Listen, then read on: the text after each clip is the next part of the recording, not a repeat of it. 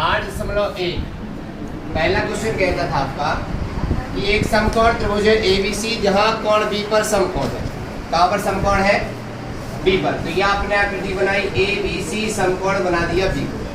भुजा AB का मान था 24 सेंटीमीटर और BC का मान था 7 सेंटीमीटर। आपने दिया में लिखा कि ABC एक समकोण त्रिभुज है, कोण B 90 अंश है। ये AB भुजा बता दी 24 सेंटीमीटर की और BC भुजा बता दी 7 सेंटीमीटर की। आपको क्या ज्ञात करना है? साइन A cos C का मान, साइन C cos C का मान। प्रमाण जब आप लिखेंगे तो यह चूंकि एक समकोण त्रिभुज है। कौन सा त्रिभुज है? समकोण त्रिभुज। इसमें पाइथागोरस प्रमेय का इस्तेमाल होगा। तो ABC में पाइथागोरस प्रमेय का इस्तेमाल करेंगे तो पाइथागोरस प्रमेय कहलाती है कर्ण का वर्ग बराबर लंब का वर्ग प्लस आधार।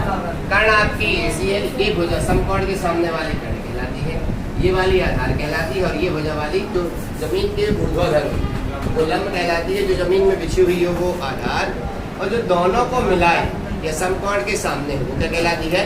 कर्ण कहलाती है।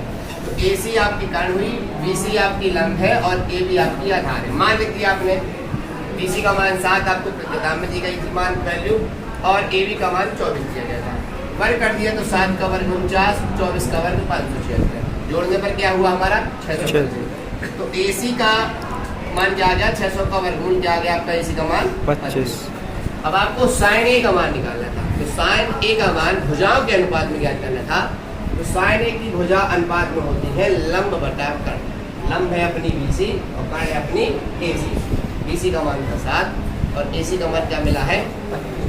25। तो ये साइन A का मान है। cos A का मान आधार बटा कर्ण, आधार है AB, कर्ण है BC, 24 बटा 25।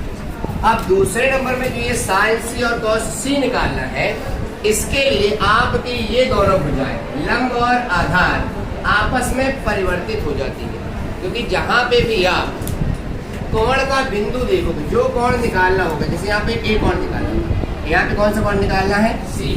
तो वह संलग्न भुजा के सम्मुख समकोण के सामने बनना चाहिए। तो साइन C और cos C के लिए आपकी लंब और भुजा आधार भुजा आपस में क्या हो जाएगी? परिवर्तित हो जाएगी। तो आपका साइन C का मान हो जाएगा कितना? AB बटे AC, लंब आधार बन जाएगी और आधार लंब बन जाएगी। तो साइन C का मान AB बटा AC, लंब AB हो गई, AC कर्ण आपकी अपरिवर्तित रहेगी 24 बटा 25 और cos C का मान आधार बटा कर्ण 7 बटे 25। ये आपकी टोटल वैल्यू हो जाएगी। ठीक है।